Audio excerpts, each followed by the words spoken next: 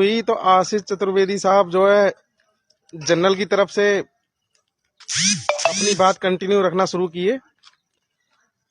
लगभग उन्होंने 1 घंटा 20 मिनट लगभग बोले। उन्होंने डबल रिजर्वेशन पर जितने भी ऑर्डर हम लोगों के खिलाफ थे, जिस जिस राज्य में हाई कोर्ट से हम लोगों के खिलाफ जो जहाँ डबल रिजर्वेशन वाला जो लाभ वाला जो वो है आदेश है, सारे आदेश उन्होंने जज साहब को दिखाए और कंटिन्यू उन पर किया। कम से कम 8 से 10 ऑर्डर ऐसे थे जो हम लोग के जो डबल रिजर्वेशन पे जो है कहीं भी हमने जो है एज में और फार्म भरने में, फीस में, और जहाँ डबल परीक्षा होती है उसमें पहले जैसे कि टेट में जैसे कि हमारा 82 नंबर है, उस पर अपना एग्रूमेंट रखा। उसके बाद कि हाँ सुपर टेट में भी इन्होंने 90 नंबर लिए हैं। अन्य राज्य में ऐसा नहीं होता, इन्हें जो है अनरिजर्व कैटेगरी में नहीं चुना जाता, इन्हें अपनी ही कैटेगरी में चुना जाता है। और उन्होंने कम से कम 8 से 10 राज्य के जो है हाई कोर्ट के ऑर्डर इन्होंने बताए। इन्होंने सुप्रीम कोर्ट का कोई आदेश था, ऑर्डर था, वो इन्होंने जो है रखा। कुल मिला के ये है कि आज का दिन पूरा जो जनरल वाले हैं, जनरल वालों की तरफ से जो वकील हैं, उन्हीं के नाम रहा। मात्र 5 मिनट बुलबुल गोदियाल मैडम को मुश्किल से मिला, उसमें भी जज साहब बिल्कुल सुनने के मूड में नहीं थे, टाइम हो गया था। तो आज का पूरा दिन जनरल वालों के नाम रहा। और जितनी भी टीम है, अगर आप लोगों को लाइव सेशन में ये बता रही हो कि हाँ हमने ये कर दिया वो कर दिया, जब भैया हमारे कोई बोले ही नहीं, जब हमारी कोई बात रखी ही नहीं गई, तो हम क्या जो हमारी तरफ से कह रहा। तो आशीष चतुर्वेदी साहब 1 घंटा 20 मिनट इतना लंबा बोले, वही के आरक्षण हम लोग को ना मिले। कुल मिलाकर उन्होंने जनरल वालों से अपनी फीस ली है, उसको वसूल किया। बीच में ये समझ लो गुस्सा भी आ रहा था, हम लोग सोने लगे। मैं तो उठ के बीच में से चला गया, करीब 10 मिनट बाहर रहा, लौट के वापस आया, तब भी वही बोल रहे थे। लग रहा था कि आज 2 घंटा वही बोलेंगे। बाद में जज साहब उनको टोकने लगे कि आप ख़त्म कीजिए, जल्दी कीजिए। तो उनको जो है 1 घंटा 20 मिनट में उन्होंने आरक्षण के खिलाफ, डबल रिजर्वेशन, एज वगैरह, उन्होंने एक बार तो ये कहा कि ठीक है एज में और फीस में तो छूट ले सकते हैं, लेकिन इन्होंने यूपी टेट में भी 82 नंबर पे पास है और सुपर टेट में ये 90 नंबर ला रहे हैं। उसके बाद फिर ये मेरिट में अनरिजर्व में जा रहे हैं। उसके बाद शिक्षा मित्रों को जो है 12 अंक मिल रहा है, 25 12 अंक है। उसके बाद उसको जो है एज में छूट मिल रही है, उसको जो है यूपी टेट में वो 82 नंबर लाता है, सुपर टेट में 90 नंबर लाता है, लेकिन मेरिट में टॉप पे जाता है। तो उसका उन्होंने कहा कि ऐसा नहीं होना चाहिए। और आरक्षण अधिनियम 1994 को जो उन्होंने जो है गलत बताया। अब उन्होंने उनके वो वकील हैं, कुछ भी कह सकते हैं, लेकिन आपको यहीं पे मैं बताना चाहता हूं, जब जितने भी राज्य हैं, हर राज्य की अपनी आरक्षण नियमावली होती है। उत्तर प्रदेश में 23% आरक्षण SC ST को है, 27% OBC को है। जिन राज्यों की वो बात कर रहे थे उनको बताना चाहते हैं कि अब वहाँ हम तो खड़े होकर नहीं बोल सकते, लेकिन जो जज साहब ने सब जितने भी वकील हैं सबका लिखित सबमिशन मांगा है। कहा आप लोग लिखित में आप अपनी बात कह सकते हैं, ऑर्डर में वही मेंशन होगा। और अब अपनी बात कंटिन्यू जो है छोटी छोटी जो है कम समय में अपनी बात कहें, क्योंकि अब हम इसको फाइनल करने जा रहे हैं। तो जैसे गुजरात हुआ, मध्य प्रदेश हुआ, राजस्थान हुआ, तो वहां पर OBC को आरक्षण 23% 27% तो नहीं मिलता, और ST को और ST और SC को जो 23% आरक्षण नहीं मिलता। तो वहां यह भी तो बताया कि वहां आरक्षण भी तो कम मिलता है। मध्य प्रदेश में कम मिलता है, 14% मिलता है, गुजरात में कम मिलता है, और दिल्ली में कम मिलता है। जिन जिन राज्यों, केरल में कम मिलता है, जिन जिन राज्यों में इन्होंने OBC और SC की बात करी, तो आरक्षण भी तो हम लोगों यानी कि वहां से कम मिलता है। तो आप कल को कहेंगे कि मुंह उठा के कि कोर्ट में आके कि इनको तो यहाँ 27% आरक्षण मिल रहा है, जज साहब को वो मध्य प्रदेश में और गुजरात में और फलाने में धमाके में यहाँ पे 14% OBC को मिल रहा है, SC को 10% मिल रहा है या 7% मिल रहा है, उसे यहाँ लागू कर दो। तो तुम्हारी अपने यहाँ से तुम जो कोई कुछ भी कह दोगे वो तो बात मानने थोड़ी होगी। उत्तर प्रदेश में आरक्षण अधिनियम 1994 लागू है, तो वो इनकी काट अभी रखनी पड़ेगी। जो हमारे जितने भी वकील हैं, चाहे महेंद्र पाल पे हों, चाहे वो 6800 में जो सेलेक्ट हों, वो भी आरक्षण को बचाएंगे तभी वो खुद बचेंगे। तो बात वो रखेंगे, अपनी रखवाएंगे। और अभी हमारी मैडम है तो वैसे तो अपना बोल चुकी हैं, लेकिन कोर्ट में कहा है कि आप लोग लिखित सबमिशन दीजिए, लिखित में जो हम दिलवाएंगे तो हम यह बात भी कहलवाएंगे कि और अन्य राज्य में तो ऐसा नहीं है, अन्य राज्य में तो कम आरक्षण मिलता है।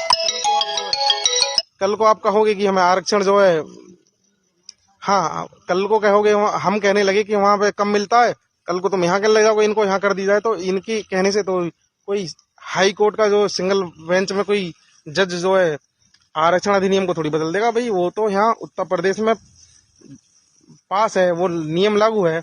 और जितेंद्र सिंह का ऑर्डर है सुप्रीम कोर्ट का, उसमें यह है कि कोई भी रिलैक्स एज में, आयु में, और पहले कहीं भी कोई SC OBC का अभ्यर्थी कहीं भी लाभ पाया है तो वो मेरिट में, जो फाइनल मेरिट में अगर आता है तो वो अनरिजर्व में जाएगा, ये नियम है। तो इसको आप खत्म नहीं कर सकते, इतना आसान नहीं है। फिर भी उन्होंने 1 घंटा 20 मिनट हम लोग का यानी कि टाइम बर्बाद कर दिया। गुस्सा आ रही थी उस समय, लेकिन कोई बात नहीं। उसके बाद कोई उनका जूनियर वकील था जनरल की तरफ से, वो बोले 15 मिनट बोले, तो उनसे जज साहब बोले कि आपका हो तो गया, आप कम शब्दों में बोलें और लिखित सबमिशन दें। उसके बाद अमरेंद्रनाथ त्रिपाठी आए, उन्होंने जो है जनरल की तरफ से फिर उन्होंने अपनी बात कहना शुरू किया। तो वो थोड़ी राजनीतिक आदमी है, वकील भी हैं, तो उन्होंने पूरी पोल पट्टी खोल दी सरकार की। इन्होंने जो है आरक्षण में छेड़छाड़ किया है, प्लस हमको भी दिया, डबल रिजर्वेशन दे दिया है। कुल मिला के उनसे भी जज साहब ने कहा कि आप कम शब्दों में कहें, लेकिन वो बहुत देर तक लंबा बोलते हैं। तो पुरानी बेंच थी हमारी भाटिया साहब की, हाँ, उसमें 2 घंटे बोले थे लगातार वो। तो यहाँ मात्र वो समझदारी दिखाई, 10-15 मिनट में ही वो बोल के चले। और उनसे कहा जज साहब ने आप लिखित में दीजिए। उसके बाद बुलबुल गोदियाल उनका नंबर आया, तो जब तक टाइम कितना 4:07 हो चुका था, 7 मिनट। तो जज साहब घड़ी की तरफ देखने लगे, तो हमको पता चल गई कोर्ट उठने वाली है। तो बुलबुल अपना जो है बोलना शुरू करी। बुलबुल सीनियर एडवोकेट हैं, लेकिन इस केस में इतने दिन से जुड़ी हुई हैं, लेकिन वो उनको जल्दी जल्दी बिना पढ़े, बिना किताब में देखे बोलना चाहिए था। लेकिन वो किताब में से देख देख के पक्ष हमारा ही रख रही थी, लेकिन देख देख के अपना धीरे धीरे बोलने लगी। तो जज साहब बोले कि नहीं, अब हम टाइम हो गया मैम, अब आप कंटिन्यू नेक्स्ट डेट। तो अगली डेट में जैसे ही खड़े हुए, तो सबसे पहले जज साहब बोले कि ठीक है, आप परसों को आइए, शुक्रवार को आइए। तो नहीं, तो जितने भी वकील खड़े हो गए, बुलबुल ही बोल गई नहीं नहीं साहब, हमारा तो आप आगे कराइए, कहीं केस लग रहा हुआ है। देखो वकीलों के क्या है कि आगे की डेट के केस लगे हुए होते हैं, तो इसलिए वो जो है नहीं है ना, डेट मांग लेते हैं। फिर उसके बाद जनरल के वकील ही बोलने लगे। तो उसके बाद डिसाइड हुआ सोमवार, जज साहब बोले सोमवार को आइए। तो सब बोले नहीं नहीं सोमवार नहीं, मंगल। सोमवार को कहीं किसी का लगा हुआ था, तो मंगल को डिसाइड हुआ है। ज्यादा लंबी डेट नहीं है। हमारा मन तो यही करता है कि परसों को ही सुनवाई हो जाती, ऑर्डर जो है रिजर्व हो जाए। लेकिन अब क्या करें, जो वकील ये लोग डेट मांग लेते हैं। अब ऐसे बताऊंगा कैसे। अब क्या है, या तो फोन करूंगा मैं, 6 दिसंबर को हमारा ऑर्डर रिजर्व हो सकता है, क्योंकि जनरल की तरफ से कोई वकील है।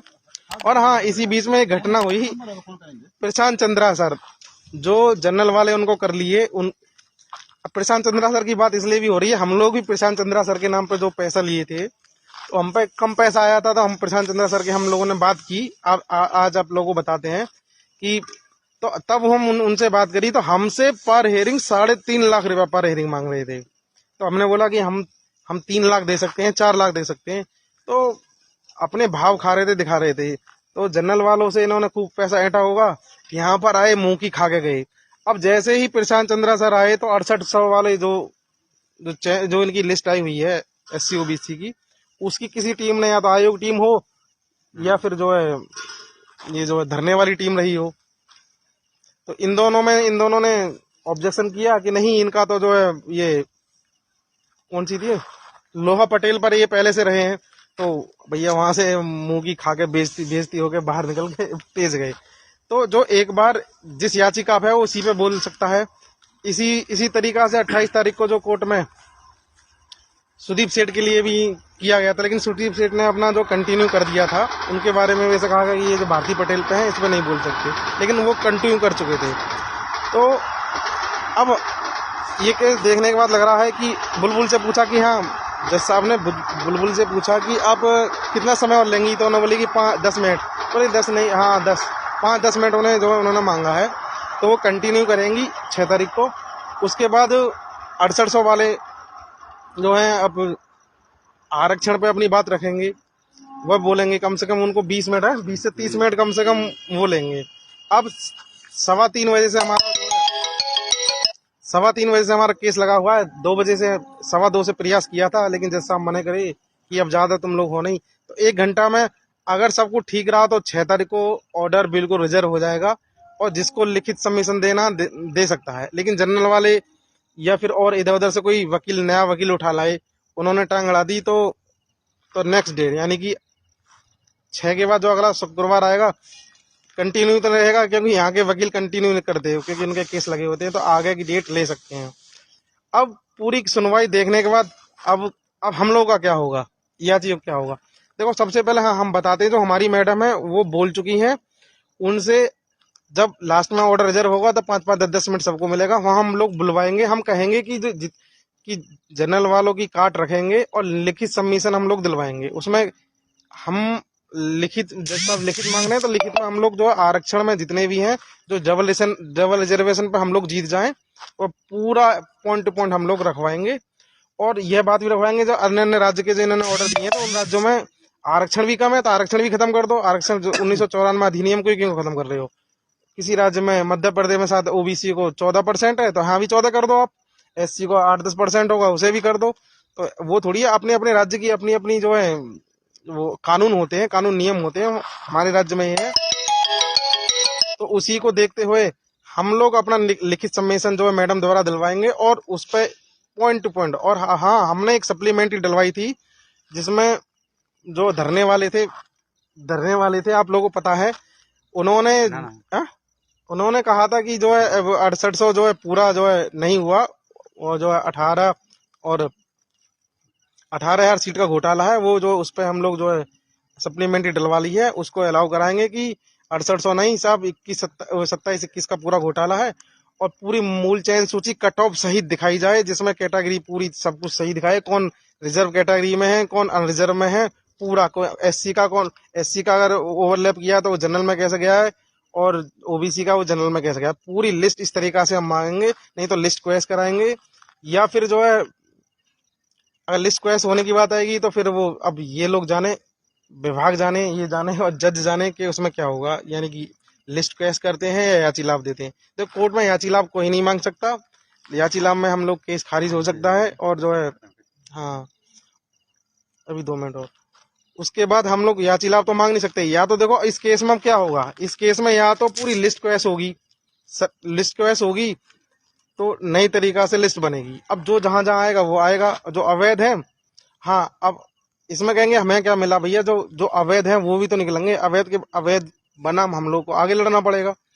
जैसा भी होगा, या तो याची लाभ दे के सरकार के अधिकारी अगर दिमाग से काम लेंगे और अवैधों को बचाएंगे, तो हो सकता है याची लाभ देके मामला खत्म कर दें। अब जैसा भी ये लोग सोचे, जो ऑर्डर आए, लेकिन अब ऑर्डर रिजर्व होने वाला है, 6 तारीख को हो जाएगा, 6 से या फिर 2-4 दिन आगे, यानी इस महीने में 15 तारीख से पहले ऑर्डर रिजर्व हो जाएगा। हम लोग लिखित सबमिशन जो बेहतरीन तरीका से जो पॉइंट होंगे हम लोग दिलवाएंगे, अपनी मैडम दिलवाएंगे। लो, और आगे की बात ये अशोक भाई, जो भी बातें थी शिव सागर भाई ने सब बता दिए हैं। और आज का दिन जो है सिर्फ जर्नल वालों के लिए था। जर्नल ने बहस किया और हमारी बहस जो है पूरी हो गई थी। लास्ट समय में सिर्फ बुलबुल गोदियाल ने 4:10 पे जैसे बोलना शुरू की, और मुश्किल से 5 मिनट बोली होंगी, क्योंकि 4:15 बजे जज साहब देखते रहते हैं कि कब 4:15 बजा, और तुरंत जो खड़े हो जाते, चाहे कितनों बोलता रहे। हाँ, अगर अच्छा कोई बोल रहा है तो 2-4 मिनट सुन सकते हैं। और इन्होंने क्या किया कि अपना जो है वो ऑर्डर था, पिछला ऑर्डर था, उसी को पढ़ रही थी। जज साहब ने कहा कि समय वही करके बंद कर दिए, और बोल दिए कि नेक्स्ट डे पे। तो अब 6